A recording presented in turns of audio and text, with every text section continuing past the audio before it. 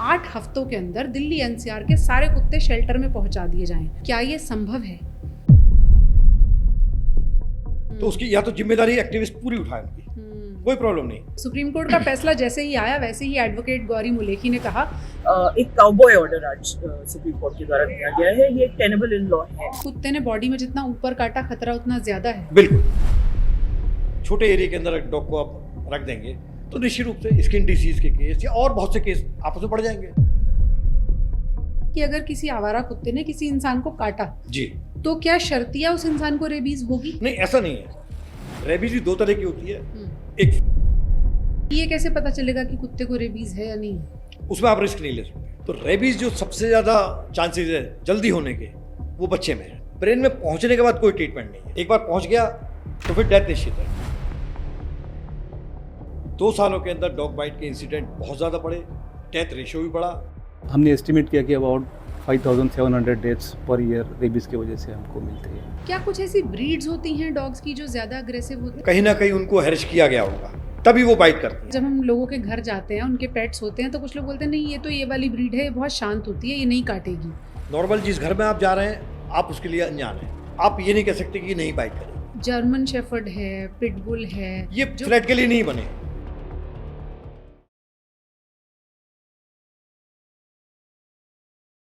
आपके पालतू कुत्ते से लेकर आवारा कुत्ते तक किसी के साथ जुल्म हो जाए तो किस संस्था को फ़ोन करना है, किस एजेंसी को बुलाना है, ये हम सबको पता है। लेकिन अगर कुत्ता किसी आदमी को काट ले तो वो आदमी अपना इलाज खुद कराए, इंजेक्शन खुद लगाए। उस पर जो जुल्म हुआ है उसकी जिम्मेदारी कोई भला मानस हुआ जिसका वो पेट डॉग है वो ले तो ले ले, वरना आवारा कुत्ते के काटने के केस में उस आदमी की किस्मत है कि वो बचेगा या नहीं बचेगा। उसके इंजेक्शन का खर्चा उसे खुद उठाना पड़ेगा, क्योंकि हर बार सरकारी अस्पताल में व्यवस्थाएं दुरुस्त मिलेंगी ये ज़रूरी नहीं है। इस पूरे हालात को सुप्रीम कोर्ट ने भी समझ लिया है और उसके बाद आया है एक कड़ा फैसला कि दिल्ली एनसीआर से ही शुरुआत करते हुए जितने भी आवारा कुत्ते सड़कों पर, गली मोहल्ले में, किसी भी इलाके में दौड़ रहे हैं, उन सब को शेल्टर तक पहुंचाना है। और ये जिम्मेदारी दिल्ली सरकार को, एमसीडी को, एनडीएमसी को और संबंधित विभागों को दे दी गई है। क्या इससे आपकी और हमारी समस्या का हल हो जाएगा? क्या इससे so called animal rights activist की समस्याओं का हल हो जाएगा? क्या इससे कुत्तों की अपनी परेशानियों का हल हो जाएगा? इन सभी सवालों पर आज स्पेशल पॉडकास्ट में रोशनी डालेंगे। हमारे साथ इन सवालों के जवाब देने के लिए डॉक्टर प्रदीप गौड़ मौजूद हैं, जो कि जाने माने वेटनरी एक्सपर्ट हैं। उनसे समझने की कोशिश करेंगे कि ये जो समाधान सुप्रीम कोर्ट ने सुझाया है ये वाकई कितना संभव है। बहुत बहुत स्वागत है डॉक्टर साहब आपका। Thank you. जो आज फैसला आया है जिसको लेकर सुप्रीम कोर्ट ने ये कहा कि 8 हफ्तों के अंदर दिल्ली एनसीआर के सारे कुत्ते शेल्टर में पहुंचा दिए जाएं, सबसे पहले तो क्या ये संभव है? देखिए, संभव है या नहीं ये बाद में बात करते हैं। सबसे पहले सुप्रीम कोर्ट को स्वतः संज्ञान क्यों लेना पड़ा, जबकि 2023 में ही सुप्रीम कोर्ट का फैसला था कि कोई भी डॉग जहाँ से उठाएंगे आप ट्रीटमेंट के बाद उसे वहीं छोड़ेंगे, स्टलाइजेशन के बाद भी वहीं छोड़ेंगे, वैक्सीनेशन के बाद भी वहीं छोड़ेंगे। ये काम भी एजेंसियों को करना था। ये काम भी एजेंसियों को करना था या सो कॉल्ड एनिमल लवरों को करना था, लेकिन वो काम नहीं हो पाया। 2 सालों के अंदर डॉग बाइट के इंसिडेंट बहुत ज़्यादा बढ़े, डेथ रेशियो भी बढ़ा, नंबर ऑफ बाइट्स बहुत ज़्यादा बढ़े, जिसकी वजह से सुप्रीम कोर्ट को खुद ये कड़ा फैसला लेना पड़ा कि ये अगर कड़ा फैसला नहीं लेते तो कोई ना कोई एक्टिविस्ट या कोई भी उसमें इंटरफेरेंस करते। तो उन्होंने, सुप्रीम कोर्ट ने ये भी कह दिया जो भी इंटरफेरेंस करेगा वो कोर्ट की अवमानना माना जाएगा। बिल्कुल। तो हम माने इंटरफेरेंस नहीं होगा तो अभी भी इंटरफेरेंस तो अब भी होगा, लेकिन जो आप उस चीज़ को इस तरह से देखिए कि जो वो सेवा करना चाहते हैं डॉग की, अभी भी वो स्ट्रीट पर कर रहे हैं, गलियों में कर रहे हैं, फीडिंग से लेकर के जो भी वैक्सीनेशन तक, स्टलाइजेशन तक, वो इस टाइम गलियों में कर रहे हैं जी। अगर वो शेल्टर में पहुंचते हैं तो उनका फोकस पर्टिकुलर एरिया, एक छोटे से एरिया में होगा। ये पता होगा कि दिल्ली में ये 15 शेल्टर हैं जहाँ सारे डॉग्स हैं। वो आप जो काम अब लड़ने भिड़ने में स्ट्रीट पे हो रहा है, एनिमल लवर और जिस हिसाब से जो नॉन एनिमल लवर है उनके बीच में जो लड़ाई झगड़े हो रहे हैं एक दूसरे को, कोर्ट तक मामला पहुंच रहा है, आपस में दुश्मनी हो रही है, वो आप कम से कम जो एक्टिविस्ट है उनका फोकस केवल 10-5 शेल्टर पर रहेगा। पूरी जान लगाइए आप उनकी अच्छे स्वास्थ्य के लिए या वैक्सीनेशन के लिए, वहाँ देखिए आप। वहाँ देखिए, ये जो एनिमल राइट एक्टिविस्ट हैं, क्या इनका काम होता है कि डॉग्स को पकड़ें, स्टरलाइज करें, वैक्सीनेट कराएं? कितना करते हैं ये काम? देखिए, ये एनजीओ की तरह वर्क करते हैं, यानी प्रॉफिट कोई नहीं लेकिन वर्क करेंगे एज ए सोशल वर्कर, लेकिन उसके अंदर 50-50 का रेशियो रहता है। जो एक्चुअल एनिमल लवर है वो वास्तव में ही वर्क कर रहे हैं आज भी, लेकिन इनकी आड़ के अंदर स्यूडो एनिमल लवर भी घुस जाते हैं। जो एक्चुअल में एनिमल लवर होते नहीं, वो अपना दूसरा हित साधते हैं। और ऐसे ही लोग आमतौर पर आम आदमी को परेशान करते हैं। अगर आप किसी स्ट्रे डॉग को भगाना चाहें अपने इलाके से, तो सबसे पहले झंडा लेकर आपके घर आ जाएंगे कि आप जानवरों पर अत्याचार कर रहे हैं। देखिए, अगर डॉग किसी भी बच्चे को काटता है या किसी भी बुजुर्ग को काटता है, अब पार्क में जाना उनका बंद हो गया, बच्चों का खेलना बंद हो गया क्योंकि पार्क के अंदर बैठे हुए हैं लाइन से। अब अगर बाइट वहाँ किया तो वैक्सीनेशन का खर्चा कौन उठाएगा? और छोटा बच्चा है, पता भी नहीं चला कि उसको बाइट हो गया, या वो इलिटरेट है, उसको पता नहीं बुजुर्ग आदमी को कि मुझे वैक्सीनेशन प्रॉपर कैसे लेना है, कब लेना है, वो हल्के में ले लेते हैं, मान लो रेबीज हो गई, तो उसकी या तो जिम्मेदारी एक्टिविस्ट पूरी उठाए उनकी, कोई प्रॉब्लम नहीं। डॉग बाइट कर रहा है, जब उसकी फीडिंग की जिम्मेदारी उनकी है, वैक्सीनेशन की जिम्मेदारी उनकी। अगर उसने बाइट किया किसी भी उसको, तो ठीक है, आपके पास कार्ड तो होगा, उसका वैक्सीनेशन शेड्यूल आपके पास है, जब आप उसकी जिम्मेदारी ले रहे हैं, कार्ड दिखा दीजिए कि आपको वैक्सीन की जरूरत नहीं है, इसलिए वैक्सीनेशन प्रॉपर है लगा हुआ, लेकिन वो भी नहीं बता पाते, तो वैक्सीनेशन का शेड्यूल ही पूरा नहीं हो पाता। मुझे लगता है समस्या इसलिए भी ज़्यादा हुई, हम दिल्ली एनसीआर की सोसाइटियों में भी देख रहे हैं कि बहुत सारे लोग अचानक से एक्टिविस्ट बन जाते हैं, अपने घर के आसपास कुत्तों को पालने लगते हैं। कोई वैक्सीनेट कराता हुआ तो कभी नहीं दिखा। आपके पास आते हैं क्या मुझे ऐसे प्रैक्टिस करते हुए 33 ईयर्स हो गए जी, बहुत कम बहुत कम बहुत कम। बहुत कम। और ऐसे आप लोग इंडिविजुअल बहुत डॉग होंगे। आते हैं, हाँ। लेकिन स्ट्रे डॉग के मामले में अगर आगे तो बूस्टर डोज के लिए मेरे पास तो रेयर ही आए हैं। अच्छा, तो एनिमल को बूस्टर डोज भी लगवानी पड़ती है? हर एक को आज आपने वैक्सीनेशन दिया, आफ्टर 1 मंथ उसकी रिपीट होगी booster dose, 1 month after 1 month, अच्छा, देन एवरी ईयर आपको बूस्टर डोज एवरी ईयर लेनी पड़ेगी, हर साल लेनी पड़ेगी। तो डॉक्टर साहब, इसमें तो एक प्रैक्टिकल प्रॉब्लम ये है, मान लीजिए मेरी सोसाइटी के पास स्ट्रे डॉग्स हैं, उन्हें मैं पाल रही हूँ, अब वो कहीं चले गए, होता है ऐसा। एक इलाके से अगर दूसरे इलाके में जाएंगे तो डॉग बाइट, आपस में डॉग बाइट के भी इंसिडेंट पड़ते हैं कि एक डॉग ने दूसरे डॉग को, इलाके होते हैं इनके, एरिया होता है, एक एरिया से अगर दूसरी डॉग एरिया में डॉग जाएगा तो आपस में झगड़ा होगा, उसमें अगर कोई भी रेबिड डॉग हुआ तो निश्चित रूप से इसको भी रेबीज हो जाएगा। अब दोनों में जो भी काटेगा आगे रेबीज बढ़ेगा, इसीलिए रेबीज के इंसिडेंट डे बाय डे बढ़ रहे हैं, डेथ रेशियो ही बढ़ रहा है।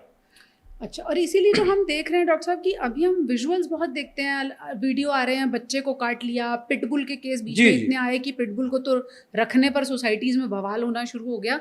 ये dogs by nature over the year aggressive हो रहे हैं, क्या समस्या है? देखिए, जितने भी एक तो नेचुरल डॉग होते हैं ब्रीड, कुछ इंडी डॉग हैं वो बने हुए हैं, कुछ ऐसे डॉग हैं जो इंटेंशनली बनाए गए एग्रेसिव, पिटबुल है वो बनाया गया, अच्छा, क्रॉस करा के उन्होंने एक जेनेट की ब्रीड, तो वो उसकी नेचर है एग्रेसिव, रॉटवीलर है एग्रेसिव नेचर है, उसको आप 2 कमरों को मकान में ही अगर वो कर देंगे, रखेंगे, तो निश्चित रूप से उसको खेलने के लिए जगह नहीं मिल रही, वो बाइट आज नहीं कल करेगा। लेकिन स्ट्रे डॉग में क्या प्रॉब्लम है, स्ट्रे डॉग अगर चेस कर रहे हैं आपके स्कूटर को तो आपका एक्सीडेंट भी हो सकता है, आप गिर भी सकते हैं, और एक्सीडेंट में भी डेथ होती है, ऐसा नहीं। तो एक्टिविस्ट हो या एनिमल लवर हो या एनिमल हेटर हो, कोई भी हो, ह्यूमन को ये देखना चाहिए कि जो आप एक पर्टिकुलर एक एरिया के अंदर अगर आप स्ट्रीट डॉग को लुक आफ्टर कर रहे हैं, आप कर नहीं पा रहे, इसीलिए इंसिडेंट बढ़ रहे हैं, तो उसको आप पर्टिकुलर शेड में आप वहाँ देखिए कि उसको ढंग से रख रहे हैं, नहीं रख रहे, आप आवाज़ उठाइए। अक्सर हम ये भी देखते हैं डॉक्टर साहब कि एक डिस्कशन ये भी होता है कि सोसाइटी में फ्लैट्स छोटे हैं, एरिया कन्फाइन है, ऐसे में हर पालतू कुत्ता जो है वो उस छोटे से एरिया के लिए बना भी नहीं है। क्या ये बात सच है? देखिए, दूसरे डॉग एरिया के अंदर अगर वही डॉग जाएगा तो निश्चित रूप से लड़ाई होगी आपस में, तो छोटे एरिया के अंदर रह जाते हैं, सोसाइटी का डॉग सोसाइटी में रह जाता है, अगर बाहर रोड पर ही पहुंचेगा तो दूसरा डॉग उसको सर्वाइव नहीं करने देगा, परेशान करेगा। मेरा सवाल थोड़ा सा ये है कि मान लीजिए छोटे छोटे फ्लैट्स हैं, 2 BHK हैं, कुत्ता जो है वो बड़ा है जी, क्या वो उस एनवायरनमेंट को अडॉप्ट नहीं कर पाते, नहीं कर पाते, उसको बड़ी जगह चाहिए, बड़ी जगह चाहिए। आप उसे या तो घर के अंदर आप ब्रीड रख रहे हैं, ज़्यादा समस्या घर पर रखने वाले डॉग की नहीं है, जो आपके खुद के डॉग रखे हुए हैं आपने, तो आप उसको चेन लगा कर आप घुमाने ले जाते हैं प्रॉपर। अब वो अलग बात है, आप गंदगी कर रहे हैं नहीं कर रहे, वो एक अलग विषय है, लेकिन अगर डॉग बाइट है तो आप जिम्मेदारी भी तो उठाने के लिए तैयार है, आपकी रेस्पॉन्सिबिलिटी हो जाती है, सबको पता है पब्लिकली कि वो डॉग आपका है, अगर वो बाइट करेगा तो आपकी जिम्मेदारी आप लाइबल है उसको उठाने के लिए, आप वैक्सीनेशन भी करवाएंगे, पेनल्टी भी देंगे जो भी, लेकिन स्ट्रीट डॉग की पेनल्टी कौन देगा? क्या गवर्नमेंट देने को तैयार है? या एक्टिविस्ट सुनवाई नहीं है कौन देगा? तो डॉक्टर साहब, या तो RWA ले इस बात की जिम्मेदारी कि ठीक है जी, अगर काटता है हम इसका खर्चा उठाएंगे। हाँ सही बात है। RWA तो लोगों पे डाल देती तो है लोगों कि- पे डाल देता कि है, आप नोजल तो लगाएं, जिम्मेदारी नोजल कोई लगाएं। नहीं होती यार, नहीं तो इसीलिए कोर्ट ने जिम्मेदारी ली है। इसीलिए कोर्ट को इंटरवीन करना पड़ा और अभी से विरोध शुरू हो और गया। हर चीज़ की मेरिट डिमेरिट दोनों होते हैं, इसकी मेरिट भी है, इसकी डिमेरिट भी है। जी तो तो- मेरिट डिमेरिट थोड़ा समझाएं कि इस मामले में क्या दिक्कतें आएंगी और देखिए क्या डिमेरिट ये कि एक स्पेसिफिक जगह आपने डॉग को रखा, हम्म, शेल्टर में अंदर रखा, हम्म, उसका अगर केयर प्रॉपर नहीं हुआ तो निश्चित रूप से डॉग प्रॉब्लम हो जाएगा, उसको अदर डिसीज भी हो सकती है, अच्छा वो मेंटली अपसेट भी हो सकता है। फीडिंग प्रॉपर नहीं हुई, क्योंकि लाखों की संख्या में अगर 15-20 शेड बनाए उसमें लाखों डॉग होंगे, अगर फीडिंग प्रॉपर नहीं हुई जी तो मिसमैनेजमेंट हो जाएगा, तो वो लुक आफ्टर पहले ही सोचना पड़ेगा। और एक कुत्ते से दूसरे को बीमारी होने के चांस भी ज्यादा हो जाएंगे बिल्कुल होंगे। कम एरिया में ज्यादा अगर आप एक एरिया में, अगर आप छोटे एरिया के अंदर डॉग को आप रख देंगे तो निश्चित रूप से स्किन डिसीज के केस या और बहुत से केस आपस में बढ़ जाएंगे। हम्म, ऐसा तो है नहीं कि आपने फ्री एकदम ओपन एरिया के अंदर आपने 1 लाख डॉग रख दिए, हम्म, एक दूसरे के जो दुश्मन डॉग है उनको आपको अलग रखना पड़ेगा, मेल फीमेल अलग रखना पड़ेगा, हम्म, स्लाइशन प्रॉपर करना पड़ेगा, ओटी बनानी पड़ेगी आपको। हम्म, तो प्रॉब्लम तो है, प्रॉब्लम। लेकिन उस प्रॉब्लम के आगे हौसला छोटी हो, जो डॉग बाइट के केस हैं या रेबीज हो रही है, बिल्कुल। क्योंकि एक को अगर रेबीज होगी तो पूरी फैमिली डिस्टर्ब हो जाती है। बिल्कुल सही बात है। ये अभी हमने एनिमल राइट्स एक्टिविस्ट के पर्सपेक्टिव को ध्यान में रखते हुए आवारा जानवरों को शेल्टर में डालने से क्या परेशानियां हो सकती हैं उस पर रोशनी डाली है, लेकिन वो परेशानी कहीं ज़्यादा बड़ी है जब कोई स्ट्रे डॉग किसी आदमी को काट लेता बिल्कुल है। तो अब मेरा सवाल ये है कि अगर किसी आवारा कुत्ते ने किसी इंसान को काटा जी, तो क्या शर्तिया उस इंसान को रेबीज होगी? नहीं ऐसा नहीं है। जी अगर डॉग ने बाइट किया और उसको रेबीज वायरस नहीं है तो मुझे वो 10 काट ले, मुझे रेबीज नहीं होगी। अच्छा लेकिन ये कन्फर्मेशन कैसे होगा कि वो रेबिड उसके अंदर नहीं है? एग्जैक्ट तो मुझे तो वैक्सीनेशन लेना पड़ेगा। मेरा काम वैक्सीनेशन लेने का है, मुझे लेना पड़ेगा, मजबूरी में लेना पड़ेगा, चाहे मेरी आर्थिक स्थिति कमजोर हो तो भी मुझे वैक्सीनेशन लेना पड़ेगा। तो अब मेरे दो सवाल हैं। एक तो ये कि ये कैसे पता चलेगा कि कुत्ते को रेबीज है या नहीं है? उसमें आप रिस्क नहीं ले सकते, क्योंकि सिम्टम आम पब्लिक को पता नहीं होते कि क्या क्या सिम्टम है। वो कोई स्पेसिफिक या तो एनिमल एक्टिविस्ट पता है उसको, या डॉक्टर पता है, या उसको नॉलेज हो, अवेयरनेस इतनी होनी चाहिए कि वो खुद देखे कि क्या क्या सिम्टम हो सकते हैं। रेबीज भी 2 तरह की होती है, एक फ्यूरियस और एक डम। अच्छा फ्यूरियस के अंदर डायग्नोसिस करना इजी होता है कि उसका सलाइवा हो निकल रहा होगा, लोअर जॉ उसका नीचे हो जाएगा, टंग बाहर हो जाएगी, जिगजैग मोशन में चलेगा, बाइट करेगा, नॉर्मल फूड ना लेकर के वो चैन, वुडन पीस, मड इसको बाइट करेगा, खाएगा। लेकिन एक डम फॉर्म होती है, डम फॉर्म के अंदर डॉग बिल्कुल सुस्त होकर के एक कोने बैठता अंधेरे में, वो कुछ नहीं करता किसी को, लेकिन अच्छा। जैसे ही कोई आता है उसको बाइट कर लेता है। ये डम फॉर्म है। डम फॉर्म का डायग्नोसिस करना बहुत ही मुश्किल है, अच्छे एक्सपर्ट डायग्नोसिस नहीं कर पाते। तो डम फॉर्म रेबीज मिलती है मिलती है। पब्लिकली मिलती तो फिर वही सवाल कि अगर किसी इंसान को काट ले कोई स्ट्रे डॉग, वो कैसे पता करे कि उसको देखिए रिस्क नहीं लेना, तो वैक्सीनेशन आज काटा आप 24 आवर्स में वैक्सीनेशन अपना स्टार्ट कर जी। दीजिए, उसमें लापरवाही नहीं करती। आप मान के चलें कि डॉग ने बाइट किया है तो रेबीज ट्रांसमिट हो सकती है। उसमें रेबीज है या नहीं है, वैक्सीनेशन सेम रहेगी? वैक्सीनेशन सेम रहेगा, शेड्यूल थोड़ा आगे पीछे हो सकता है। जी 0 डे आपको जिस दिन आपने फर्स्ट वैक्सीनेशन लिया, हम्म 3rd day, 7th day, 14th day, 28th day, तो अगर इस बीच में आप देख सकते हैं डॉग को, तो आप, और इस बीच में उसकी डेथ हो गई, इवन अगर आज मुझे किसी डॉग ने बाइट किया और 3rd डे उसकी एक्सीडेंट में डेथ हो गई, तो उसको रेबीज ही मान के चले कि रेबीज डॉग होगा, चाहे वो ना हो, क्योंकि हम लेकिन वो पता डेथ हो नहीं- चुकी है, पता नहीं कर सकते। आप पता नहीं कर सकते। तो आपको पूरा वैक्सीनेशन शेड्यूल लेना चाहिए, इसमें कोई लापरवाही नहीं। जो 5 इंजेक्शन 5 इंजेक्शन आप लेने पड़ेंगे, इसमें आप ब्रेक नहीं कर सकते। और कोल्ड चेन होनी चाहिए मेंटेन। आप वैक्सीन ले रहे हैं, प्रॉपर वैक्सीन, उसकी कोल्ड चेन मेंटेन नहीं है, मैक्सिमम अप टू 8 डिग्री तक टेम्परेचर रहना चाहिए, 0 to 8। इससे अगर ऊपर है तो vaccination just like distil water. इसीलिए हमने देखा पिछले कुछ सालों में ऐसे केसेस भी आए जहां लोगों ने कहा हमने तो पूरा वैक्सीनेशन डोज लिया था पर काम नहीं किया। उसके 2 कारण हैं, एक तो अगर वैक्सीन की कोल्ड चेन मेंटेन ना हो, जहाँ से आप ला रहे हैं वहाँ कोल्ड चेन मेंटेन ना हो, फ्रिज में प्रॉपर ना रखा हो, तो वैक्सीन ही असर वैक्सीन वो डिस्टिल वाटर की तरह ही है, काम नहीं करेगी। सेकंड थिंग, बाइट की साइट ब्रेन से जितना दूर होगी वैक्सीन काम कर सकती है, लेकिन बाजू पर, कंधे पर या हेड के आसपास काटे कोई बाइट होती है, तो उस केस में आपको इम्यूनोग्लोबिन लेना ही पड़ेगा तो विद फिर- एंटी रेबीज वैक्सीनेशन। फिर ये जो 5 एंटी रेबीज वैक्सीनेशन ली हैं, इसके अलावा भी लेने की वो आपको लेना पड़ेगा। सिंगल शॉट आपको इम्यूनोग्लोबिन लेना पड़ेगा, उसके अंदर कुछ साइड पर डाल देते हैं इम्यूनोग्लोबिन, वो रेडीमेड एंटीबॉडीज होती है। बाकी रेबीज की वैक्सीन जब तक एंटीबॉडीज बनाएगी बॉडी आपकी, तब तक इम्यूनोग्लोबिन काम करेगा। तो ये एक्स्ट्रा प्रिकॉशन के लिए। प्रिकॉशन के, इसीलिए कहा जाता है कि कुत्ते ने बॉडी में जितना ऊपर काटा खतरा उतना ज्यादा है, बिल्कुल, पैर पे काटा है तो उतना नहीं है। इसमें भी थोड़ा सा एक नॉलेज के लिए बता देता हूँ। एक ही डॉग ने एक 5-6 साल या 10 साल के बच्चे को काटा, और उसी डॉग ने एक 60-70 ईयर ओल्ड काटा, तो रेबीज जो होगी, यानी डॉग सेम है लेकिन एज फैक्टर अलग अलग है, तो रेबीज जो सबसे ज़्यादा चांसेस है जल्दी होने के, वो बच्चे में है। अच्छा। बुजुर्ग में थोड़ा लेट, अच्छा। क्योंकि रेबीज का वायरस जो ट्रांसमिट करता है ब्रेन की तरफ, वो ब्लड से नहीं करता, वो नर्व के द्वारा करता है। तो नर्वस सिस्टम बच्चे का डेवलप्ड है बहुत ज़्यादा, तो वायरस को ट्रेवल करने में बहुत कम टाइम लगेगा। ओके। और बुजुर्ग आदमी का नर्वस सिस्टम थोड़ा वीक हो गया, न्यूरॉन्स डेड हो चुके हैं उसकी, जी, तो उसमें स्लो मूवमेंट होगा। इसीलिए हम देखते हैं बच्चों के केस ज्यादा खतरनाक जी, हो जाते बच्चों के हैं केस बहुत ज़्यादा खतरनाक होते हैं, और जानलेवा भी साबित क्योंकि हो नर्वस जाते हैं। सिस्टम डेवलप है उसकी तरफ, न्यूरॉन्स बॉडी के अंदर बहुत ज़्यादा, जी। तो ट्रेवल करने में बहुत ईजी रहता है।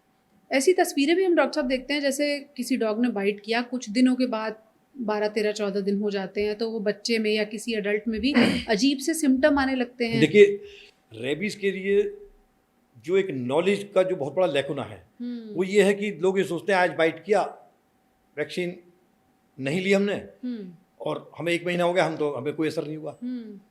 डॉग बाइट के केस में 2 तो 3 साल भी बाद भी रेबीज के इंसिडेंट मिले हैं कि उस डॉग ने काटा 2 साल पहले, तो रेबीज 2 साल बाद हुआ। कारण ये कि वायरस जब बॉडी के अंदर एंटर थ्रू बाइट होता है, तो लोकल मसल के अंदर मल्टीप्लाई करता है। अच्छा। जब वो देखता है अपना, क्योंकि वो भी एक तरीके से कंप्यूटराइज्ड ही है वायरस भी, उसका सिस्टम इस टाइप का है कि वो पहले जज कर लेता है कि इसकी बॉडी में इम्यूनिटी कितनी है, लोकल मल्टीप्लाई करके टिश्यू के अंदर, मसल्स के अंदर, तब वो धीरे धीरे करके ट्रेवल करता है। यानी वो रेबीज का वायरस रह जाता है आपकी बॉडी में, और जहाँ उसका मल्टीप्लिकेशन होगा उसका मसल्स के अंदर, तब वो नर्वस सिस्टम के द्वारा ट्रेवल होकर तब ब्रेन में पहुंचेगा। ब्रेन में पहुंचने के बाद कोई ट्रीटमेंट नहीं है रेबीज का। एक बार पहुंच गया तो फिर डेथ निश्चित है, फिर बॉडी के अंदर कोई ट्रीटमेंट नहीं है। जो प्रिकॉशन आपको करना है ब्रेन से पहुंचने से पहले करना है। ओके। एक चीज़ ये भी कही जाती है डॉक्टर साहब, कई बार लोग कहते हैं कि नहीं, डॉग ने सिर्फ लिक किया था, या फिर ब्लड तो आया नहीं था, बाइट मार्क्स दिख नहीं रहे हैं, तो फिर वैक्सीनेशन की ज़रूरत नहीं है। देखिए, आपका बहुत अच्छा सवाल है, इसमें हल्का सा मैं आपकी जानकारी और बढ़ा देता हूँ। कई बार ऐसा होता है कि हमारा डॉग वैक्सीनेटेड है, हमने डॉग वैक्सीनेशन किया हुआ है, प्रॉपर वैक्सीनेशन किया हुआ है, लेकिन डॉग की नेचर होती है, जब आप उसे घुमाते हैं, टहलाते हैं, तो रोड साइड पर वो लिक करता हुआ या सूंघता हुआ चलता है। अभी 2 मिनट पहले एक रेबीज का वायरस स्ट्रीट से गुजरा, और हम अपने डॉग को ले गए और उसने वो लिक कर लिया, लेकिन वो वैक्सीनेटेड है हमारा डॉग, तो उसको वैक्सीन मतलब वैक्सीनेटेड है तो उसको रेबीज नहीं होगी। और रेबीज इसलिए नहीं होगी क्योंकि उसकी बॉडी में इंजेक्ट नहीं हुआ, सिंपल अभी मुंह के अंदर लगा है, और उसने उसी वक्त 5 मिनट 10 मिनट बाद किसी को बाइट कर लिया। तो सलाइवा पे जो रेबीज का वायरस है वो हमने इंजेक्ट कर दिया दूसरे में। अगर आप मेरे हाथ के ऊपर रेबीज का वायरस रख देंगे तो मुझे रेबीज नहीं होगी। आप स्नेक विनम मेरे हाथ पे रख देंगे, मुझे सांप का कोई वो नहीं होगा जहर का। लेकिन अगर इंजेक्ट कर देंगे तो आपका डॉग है, इसीलिए हम कहते हैं कि आपके अगर किसी भी डॉग ने बाइट किया है, चाहे आपका पालतू डॉग है, उसको वैक्सीनेशन लगा हुआ है, उसके बावजूद भी प्रिकॉशन या वैक्सीन लीजिए। यानी अगर वो पेट है, वैक्सीनेटेड है, तो भी आप 0, 3, 7 3 वैक्सीन ले लीजिए प्रिकॉशन के लिए। क्यों? क्योंकि ऐसा इंसिडेंट हो गया कि उसके माउथ पे, सलाइवा पे अगर कोई वायरस पहुंच गया जी, तो उसको तो कोई प्रॉब्लम नहीं है, लेकिन बाइट करा, खरोच मारी जी, तो वो इंजेक्ट हो गया। हमारा मतलब है इंजेक्ट होने से वायरस, वो किसी भी रूप में हो सकता है। एक डॉग बाइट के केस में इंसिडेंट 100% है जी, और आपके जो घर के अंदर जो डॉग है उससे भी चांसेस इसलिए हो जाते हैं। तो हम तो राय देते हैं डॉग कोई बाइट करे, वैक्सीनेटेड है तो भी प्रिकॉशनरी आप 0, 3, 7 डेज पे आप ले लीजिए, और नॉन वैक्सीनेटेड तो आपको पूरा ही लेना 5 दिन, उसमें कोई पूरा लेना चाहिए। यानी आइडियली पूरा डोज ले लेने में ही भलाई है। ये जब तक है जब तक रेबीज फ्री इंडिया ना हो जाए। हालांकि 2030 तक रेबीज़ फ्री इंडिया का लक्ष्य सरकार ने रखा हुआ है, लेकिन उसके आड़े में क्या आता है हम सब लोग जानते हैं। सुप्रीम कोर्ट ने इतने कड़े शब्दों में ये फैसला क्यों दिया है ये भी हम सब लोग जानते हैं, इसका विरोध होगा ये भी हम सब लोग जानते हैं। डॉक्टर साहब, कितने लोग हैं जो अपने पेट को, यहाँ तो स्ट्रे डॉग्स की बात हो रही है, पेट को प्रॉपरली वैक्सीनेट कराते हैं? कितने लोग हैं जो उनकी बूस्टर डोज का ख्याल रखते हैं? कितने लोग हैं जो स्टरलाइजेशन पर ध्यान देते हैं? देखिए, मेट्रो सिटीज़ के अंदर तो ज़्यादातर, बड़े बड़े सिटीज़ के अंदर तो इस बात का ध्यान रखते हैं, ज़्यादातर लोग कराते हैं वैक्सीन जी, और प्रॉपर कराते हैं और टाइम पर कराते हैं। लेकिन जो छोटे सिटीज़ हैं वहाँ लापरवाही हो जाती है। वहाँ वो लोग सोचते हैं, बहुतों को ये नहीं पता कि vaccination whole life every year करना पड़ेगा। वो बचपन में उन्होंने कराया, उसके बाद उन्होंने आज तक फिर कराया भी नहीं। जब तक जानकारी उनको प्रॉपर, कहीं ना कहीं एक कम्युनिकेशन गैप है लोगों में।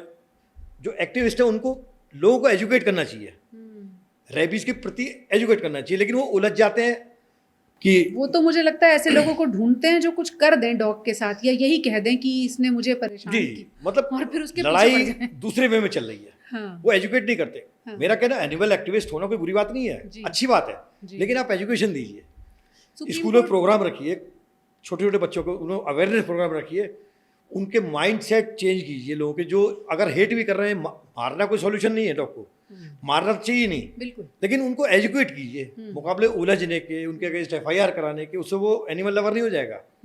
आप उनको एजुकेट कीजिए, प्रॉपर एजुकेट कीजिए, उनको जानकारी दीजिए। बिल्कुल सही बात है। सुप्रीम कोर्ट का फैसला जैसे ही आया वैसे ही एडवोकेट गौरी मुलेखी ने कहा कि ये जल्दबाजी में लिया गया फैसला है, सरकार के पास तो इतनी व्यवस्था ही नहीं है, शेल्टर नाम की जितनी भी चीज़ होती हैं वो एनिमल राइट्स ऑर्गेनाइजेशंस के पास, एनजीओज़ के पास होती हैं, सरकार के पास तो कोई शेल्टर है ही नहीं। तो डॉक्टर साहब, क्या ये काम बहुत मुश्किल रहेगा कि दिल्ली एनसीआर के सारे डॉग्स, स्ट्रे डॉग्स को इकट्ठा करके उनके लिए शेल्टर की व्यवस्था की जाए?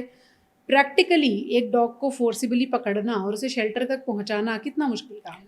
देखिए, आज भी वही काम होता है। स्ट्रीट डॉग स्ट्रीट पर मौजूद है, उनको आज भी एनजीओ पकड़ते हैं और पकड़ने के बाद ले जाते हैं, स्टरलाइजेशन करते हैं या वैक्सीनेशन लगाते हैं और फिर छोड़ते हैं वहाँ।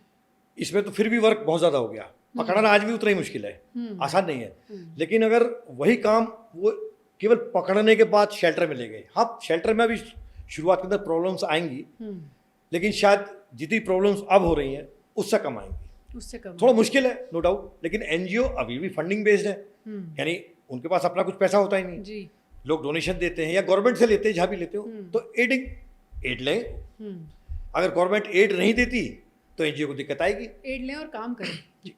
वर्क प्रॉपर होना चाहिए। तो ये जो विरोध हो रहा है, जो एनिमल ऑर्गेनाइजेशंस कह रही हैं कि सरकार के पास तो इतनी मशीनरी भी नहीं है और शेल्टर्स तो हमारे ही पास हैं, दोनों मिलके भी तो काम कर सकते हैं। बिल्कुल भाई, एनजीओ वर्क जो फंडिंग लेते हैं गवर्नमेंट से भी लेते हैं और बाहर से भी लेते हैं, तो केवल हल्का सा मेहनत तो करनी पड़ेगी इसमें, थोड़ा सा प्रयास अगर करेंगे, मिलकर काम करेंगे तो हो जाएगा।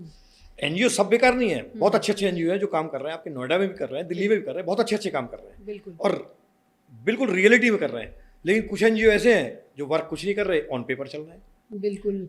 देखिए, जानवरों पर अत्याचार नहीं होना चाहिए, चाहे वो स्ट्रे डॉग हो या कोई भी जानवर हो, उसका ख्याल एनजीओ ज़रूर रख रहे हैं। लेकिन कहीं ना कहीं इंसानों के जो अपने राइट्स थे, मूलभूत अधिकार थे जीने के, उन पर खतरा आ रहा था। इसके बाद जाकर ही सुप्रीम कोर्ट को ये कड़े शब्दों में ऐसा कहना पड़ा होगा कि 8 हफ्तों के अंदर शेल्टर में पहुंचा दो कुत्तों को, वरना आमतौर पर कोर्ट भी एनिमल राइट्स एक्टिविस्ट की, उनकी जो उनके सेंटिमेंट है उनका ख्याल रखती है। तो कहीं ना कहीं कोई तो गड़बड़ हुई होगी। डिसीजन मुश्किल है, कोर्ट को भी डिसीजन लेना पड़ा होगा तो मुश्किल उसमें लिया होगा।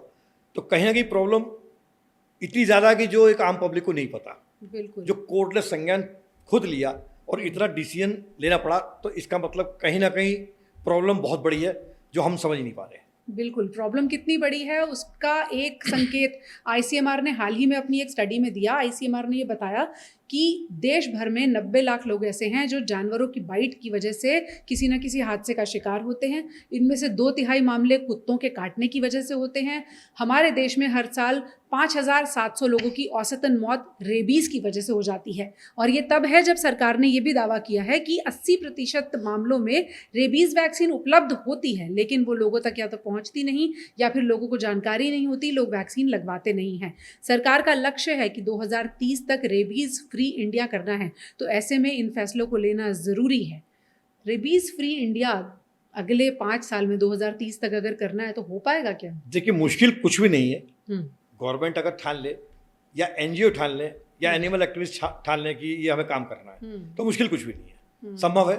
5 साल बहुत लंबा टाइम होता है। हम्म कोई करोड़ों की संख्या में एनसीआर के अंदर डॉग नहीं है, हम्म 6 to 10 लाख के बीच में होंगे। हम्म तो ऐसा असंभव कोई बहुत बड़ा टारगेट नहीं है, हम्म। जिसको अगर हम करना चाहें तो कर सकते हैं। अच्छा, कोर्ट ने ये फैसला दिल्ली एनसीआर के ही संदर्भ में दिया, समस्या तो मुंबई में भी होगी, बेंगलुरु में पूरे भी इंडिया के अंदर समस्या है, होगी। जी लेकिन पिछले दिनों न्यूज़ जो आई है वो नोएडा, दिल्ली काफ़ी ज़्यादा आई हैं, गुरुग्राम में काफ़ी आई हैं। यानी इंसिडेंट डेंसली पॉपुलेटेड एरिया में ज्यादा समस्या। थिकली पॉपुलेटेड, क्योंकि खुद के रहने के लिए जगह बहुत कम है। हम्म तो छोटी जगह में भी प्रॉब्लम है, हम्म उसकी न्यूज़ बन नहीं पाती, उसकी न्यूज़ आ नहीं पाती, हम्म। छोटी जगहों में तो रेबीज का इलाज कैसे होता होगा डॉक्टर साहब? नहीं हो पाता। छोटी छोटी जगह गांव के अंदर डेथ रेशियो भी है ज़्यादा, जो न्यूज़ में भी नहीं आ पाता। डेथ होती वो रहती क्या है। करते हैं कुत्ता काटने पर? कोई देसी नुस्खा भी है क्या? जो इलिटरेट लोग हैं शहरों में भी ऐसे हैं और गांव में भी, कि जो डॉग ने बाइट किया, नमक, मिर्च, हल्दी, इस टाइप की चीज़ें लगा करके और वो उनको बंद कर देते हैं। अच्छा, उन्हें लगता है एंटीसेप्टिक कायदे में डॉग बाइट के केस के अंदर उसको आप टैप वाटर से और सोप लगा करके मिनिमम रनिंग वाटर में 10 मिनट्स तक वॉश करें और कोई ऑइंटमेंट ना लगाएं, कुछ नहीं लगाना आपको, अच्छा केवल टैप वाटर से आपको वॉश करना है। हाँ। कोई आपको ड्रेसिंग नहीं करनी, ओपन रखना है। खुला रखना है। अगर बाइट का जो साइट है वो आपकी नेक के नज़दीक है तो वहीं लोकल इम्यूनोग्लोबिन भी आपको यूज़ करवाना है और एंटी रेबीज लगवानी है। लेकिन ऐसा इंटीरियर में नहीं हो पाता, ऐसा इंटीरियर में नहीं इंटीरियर में नहीं हो पाता। वो छोटी मोटी चीज़ काम लगाते हैं, निकालते हैं, हम्म, और पता भी नहीं चलता कि वो उसकी डेथ कैसे हुई, कब हुई। हम्म ऐसे इंसिडेंट बहुत है। अभी बुलंदशहर के अंदर भी इंसिडेंट हुआ है, हम्म। कबड्डी प्लेयर की डेथ हुई है। जी बिल्कुल। अमृतसर के अंदर एक मदर और डॉटर की डेथ हुई है, और बहुत से केसेस हैं जो बहुत जल्दी हुए हैं। जी बिल्कुल, हाल फिलहाल में ऐसे मामले बहुत ज़्यादा सामने आ रहे हैं, और जैसा डॉक्टर साहब बता रहे हैं कि एक बार अगर रेबीज के शिकार कुत्ते ने काट लिया तो फिर मरीज का आमतौर पर बचना, अगर वैक्सीनेशन नहीं लगा हुआ, अगर वैक्सीनेशन नहीं लगा हुआ तो बचना मुश्किल है। दूसरी बात, अगर वो स्ट्रे डॉग है तो वो वैक्सीनेटेड है या नहीं ये पता करना अपने आप में एक टास्क है। एनिमल राइट्स एक्टिविस्ट ऐसे मरीज के बारे में क्या करेंगे, इसका जवाब आज तक किसी को नहीं मिला है। तो जितना कुत्तों का ख्याल रखना ज़रूरी है उतना ही आबादी का भी ख्याल रखना ज़रूरी है, जो अपनी मजबूरी की यही वजह कोर्ट ने से- कहा है यही कोर्ट ने कहा है कि आप डॉग का ख्याल रख रहे हैं तो ह्यूमैनिटी के नाते आप उनको भी ख्याल रखिए, जो बुजुर्ग और बच्चों को काट रहे हैं।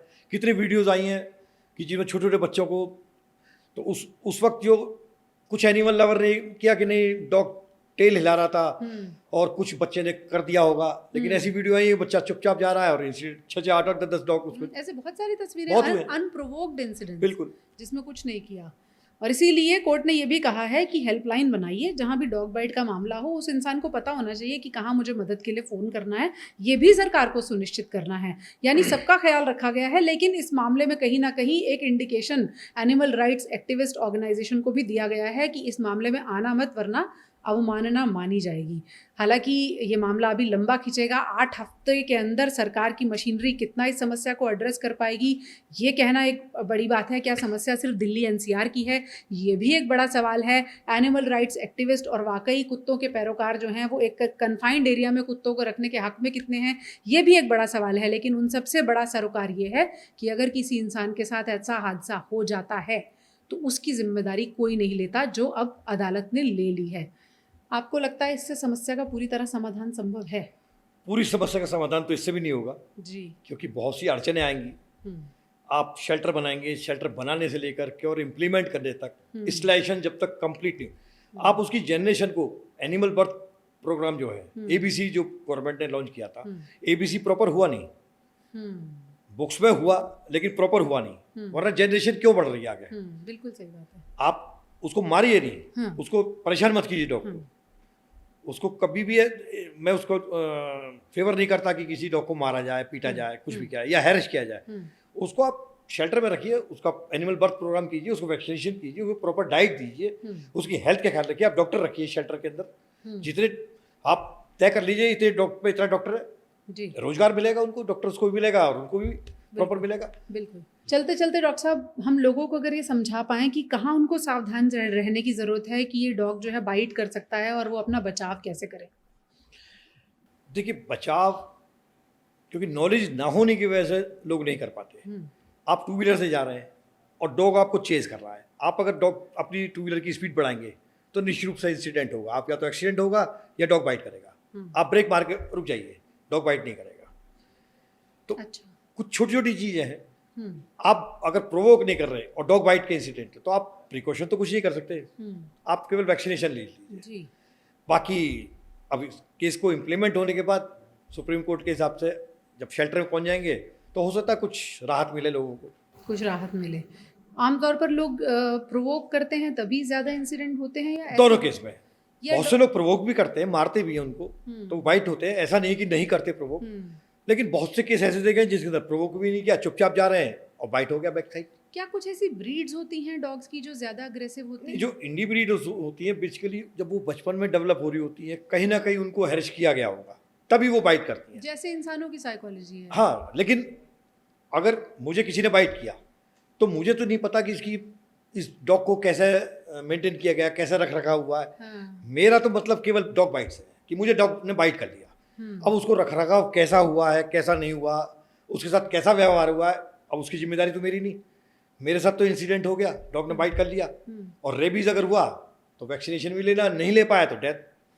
यानी अगर डॉग खराब कंडीशंस में बड़ा हुआ है तो वो वायलेंस हो हाँ, सकता अगर उसकी बचपन से ही उसको मारा पीटा गया है या हिट किया गया है तो निश्चित रूप से वो अच्छा, बाइट करेगा। एक सवाल मेरे दिमाग में आ रहा है, जब हम लोगों के घर जाते हैं, उनके पेट्स होते हैं, तो कुछ लोग बोलते हैं नहीं ये तो ये वाली ब्रीड है, ये बहुत शांत होती है, ये नहीं काटेगी।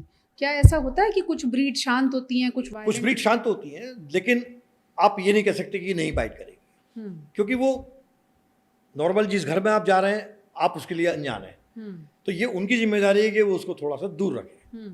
अगर आप डरते हैं डॉग से तो फिर आप वहाँ पे रिलीज नहीं कर पाएंगे। जर्मन शेफर्ड है, पिटबुल है, ये फ्लैट के लिए नहीं बने, नहीं बने। ये फार्म हाउस या आपका बड़ा मकान है वहाँ पर आप रख सकते हैं। तो इनको नहीं रखना चाहिए इनको छोटे फ्लैट्स में। आप फ्लैट में रखते हैं लोग, लेकिन वो उतना खुश नहीं रहते, मेंटल स्ट्रेस लेवल उनका रहता ही रहता है, तो इंसिडेंट बढ़ते ही हैं। इंसिडेंट बढ़ते हैं। और जो बहुत छोटे छोटे होते हैं जिन्हें पपीज कहा जाता हाँ, है, अगर आपको शौक है आप घर पे रखिए।